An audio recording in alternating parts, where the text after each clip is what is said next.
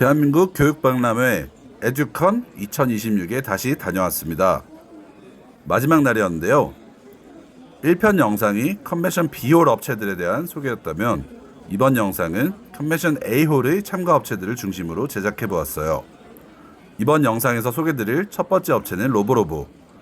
게이트에 입장하자마자 귀여운 마스코트가 반겨주었죠.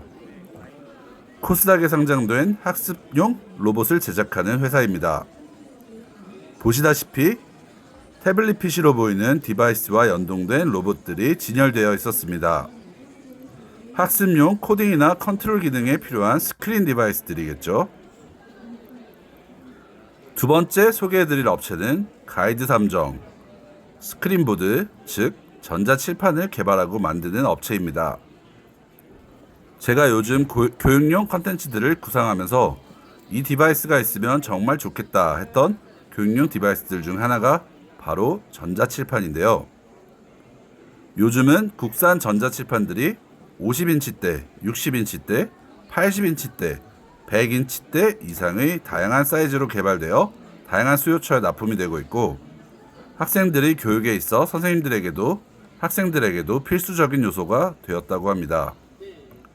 게다가 화질도 QHD급으로 나오기 때문에 필요에 따라 IPTV로 사용해도 손색이 없겠다 싶었습니다.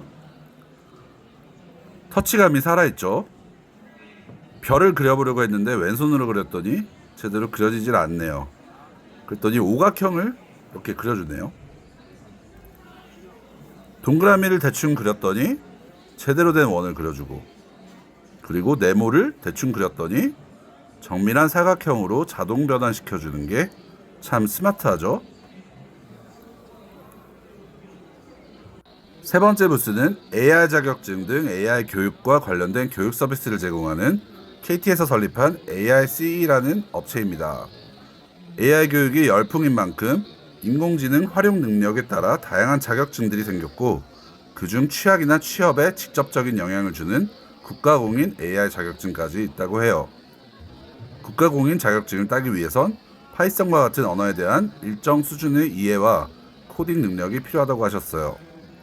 자격증이 목표가 아니더라도 다양한 경험과 학습을 해놓는다면 일상생활에서 그리고 실무에서 인공지능을 활용할 수 있고, 그로 인해 효율적인 삶을 빌드할 수 있지 않을까 하는 생각이 들었어요.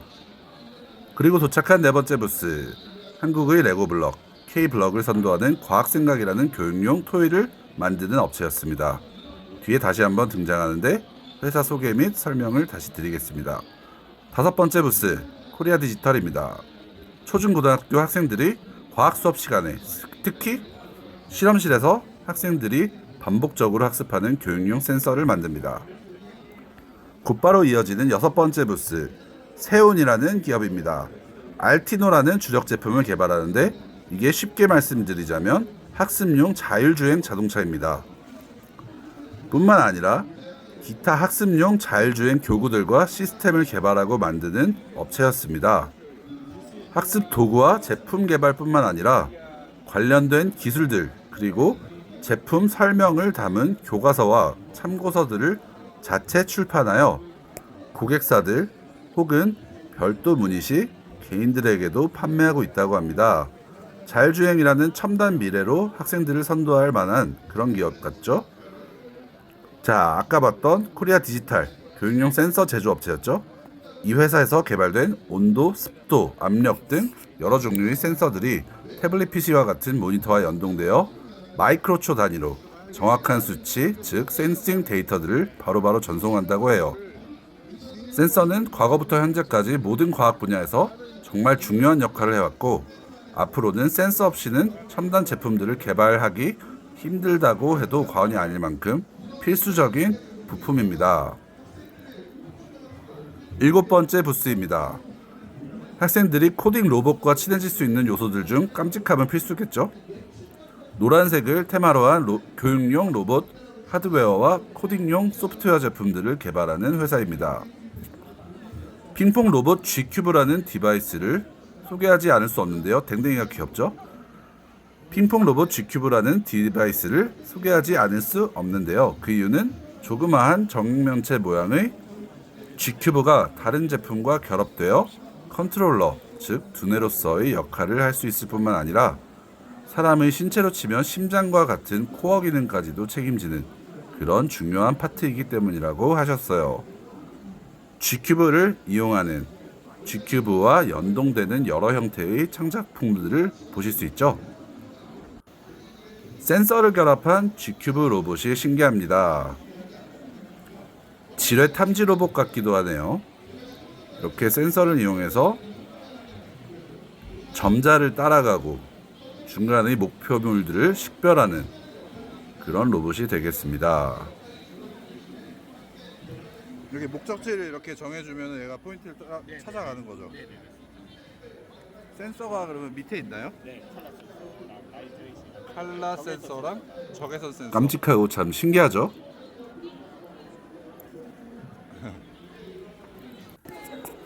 교육 박람회 마지막 날이라 그런지 많은 사람들이 교육열을 방출하고 재충전하고 미래 교육의 트렌드 등을 셀프 업데이트하기 위해 코엑스를 방문하셨어요.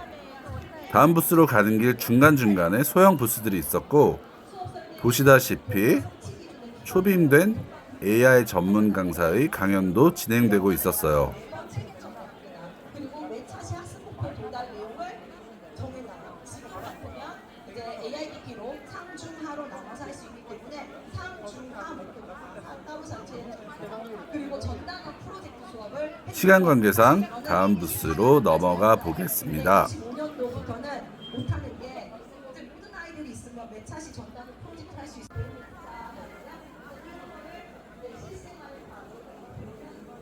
마이크로소프트도 보이고 정말 네로라 하는 업체들 그리고 저희가 알지 못하는 그런 소형 업체들도 많이 참가를 했죠.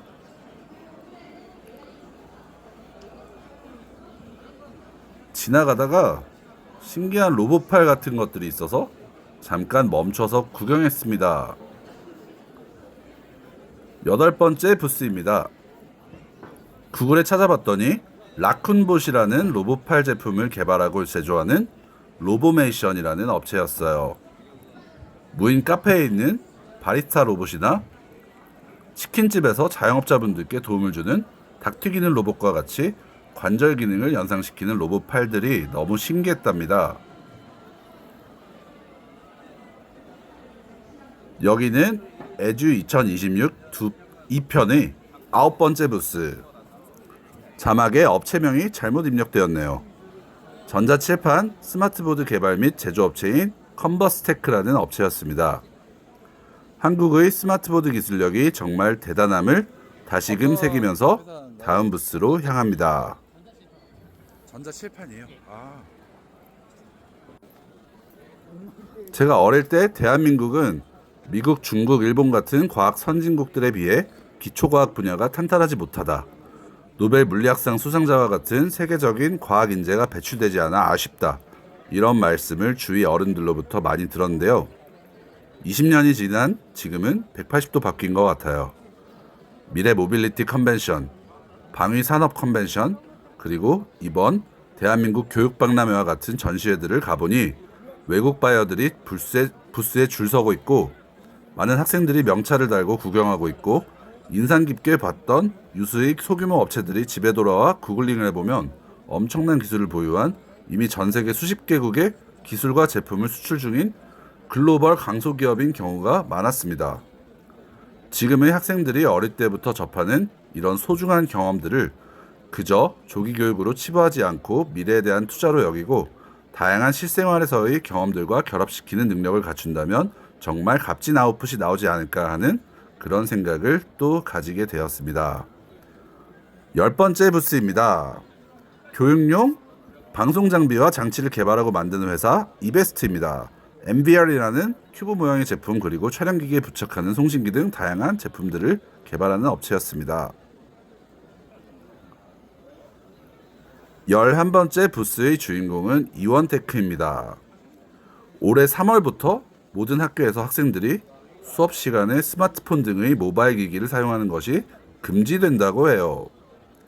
새로운 지침에 따라 업체들이 관련 제품들을 개발하겠죠. 이원테크 같은 경우엔 스마트폰, 노트북 컴퓨터 및 의무화가 되는 거예요. 다양한 디바이스들을 충전 및 보관용 세이프, 금고 같은 그런 제품들을 주력 상품으로 개발한답니다. 30대짜리, 40대짜리 등 사이즈별로 제품들이 만들어지고 출시된다고 해요. 12번째 부스, 리얼리 AI. 자, 다른 업체가 먼저 나왔죠. 12번째 부스, 리얼리 AI입니다. 미국에서 교육용 코딩 로봇을 많이 쓰잖아요, 학생들이. 그래서 교육용 코딩 로봇으로 널리 사용되는 디바이스들, 대표적으로 스피로와 볼트, RVR, 이러한 교육용 로봇들을 주로 취급하는데, 이것들을 수입해서 납품하고 직원들이 관련 제품들에 대한 교육까지 직접 진행하는 그런 업체였습니다. 부스에 계신 직원분들이 실제로 교육기관에서 학생들을 상대로 이 로봇들, 제품들, 그리고 소프트웨어까지 가르치는 그런 교사직까지 겸업을 하신다는 점이 정말 놀라웠습니다. 아까 네 번째 부스에서 봤었던 K-블록을 만드는 과학생각이죠. 아이들이 장난감과 교구 제작을 통해 논리력, 창의력, 그리고 공간 지각력 생성과 발달에 도움을 주는 그런 업체입니다. 이때까지도 그래왔지만 미래에도 인간의 논리력과 창의력이 합쳐진다면 무한한 시너지가 생성된다고 생각합니다. 보시다시피 웹사이트에서 업체에서 제작한 장난감 교구들을 판매하고 있습니다. 가격이 참 어포더블 했던 것 같습니다.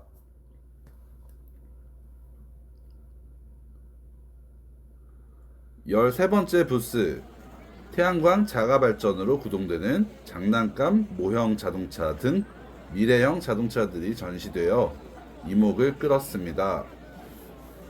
국내외 많은 자동차 회사들처럼 재단을 운영하며 미래 모빌리티에 대한 비전이나 방향성 등을 어린 친구들에게 심어주고 상상력과 창의력을 고취시켜주는 그런 사명이 있겠죠. BMW 코리아 미래재단이었습니다. 배가 고프네요. 14번째 부스입니다. 많은 웹툰 작가들이 애호하는 웹툰 제작에 특화된 태블릿 PC 디바이스를 개발하고 제작하는 회사. 국내뿐만이 아니라 해외에서도 많이 사용되며 TV에서 기안84나 주호민 작가 등 많은 작가들이 사용하는 것으로 알려져 있는 와콤이라는 회사입니다. 와콤 태블릿 하면은 모르는 웹툰 작가들이 없을 거예요.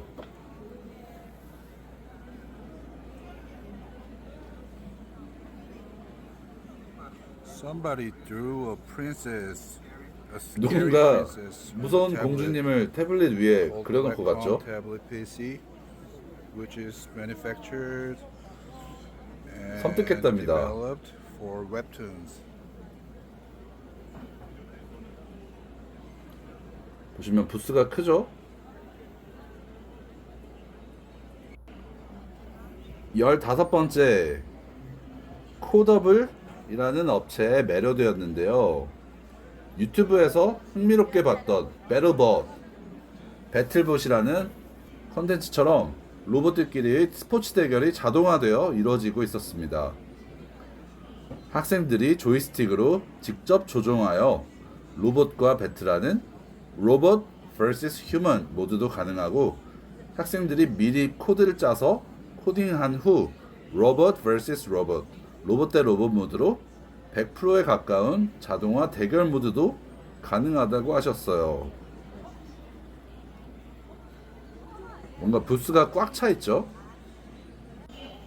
16번째 코너는 Fully Campus라는 회사였습니다. 학부모들이 최대 관심사, 학생들이 대학 입시 및 대학 진학 후 교과 학습 프로그램일 텐데요. AI 기반으로 학생들의 전공 추천, 교과 과정 학습 도움 등 다양한 서비스를 제공합니다. 현수막을 보니 피어슨이라는 회사와 직접적인 연관이 있어 보였어요. AI 기반의 프로그램이 학생들에게 진로와 전공에 대한 어드바이스를 해주는 그런 개념을 넘어 쪽집게 추천이 가능하다는 것은 마치 유튜브 알고리즘이 시청자들에게 알맞는 영상들을 추천해주는 것처럼 플리캠퍼스의 자체 프로그램이 학생들이 대학 입시와 교과 과정에 대한 방대한 데이터와 패턴들을 스마트하게 습득하여 활용한다는 것을 의미하겠죠. 이제 마무리하고 돌아가려던 참에 천체망원경들이 전시되어 있어서 잠깐 멈춰서 구경했습니다. 17번째 부스의 주인공 마루시스 에듀입니다. 여러 교육용 기술 기반 제품들을 만드는 업체였는데요. 영상에 나왔던 전시 제품들은 교육용 천체망원경, 허블망원경과 같은 초고가 초대형 우주망원경은 아니지만 교육용으로서 지상에서 천체를 관측하기에 손색이 없는 정도의 수준까지 기능을 갖췄지 않을까 하는 생각이 들었습니다. 가상 스포츠 체험을 할 수 있게 만들어 놓은 레드한 디딤이라는 회사의 부츠를 끝으로 영상을 마쳤습니다. 시청해 주셔서 감사합니다.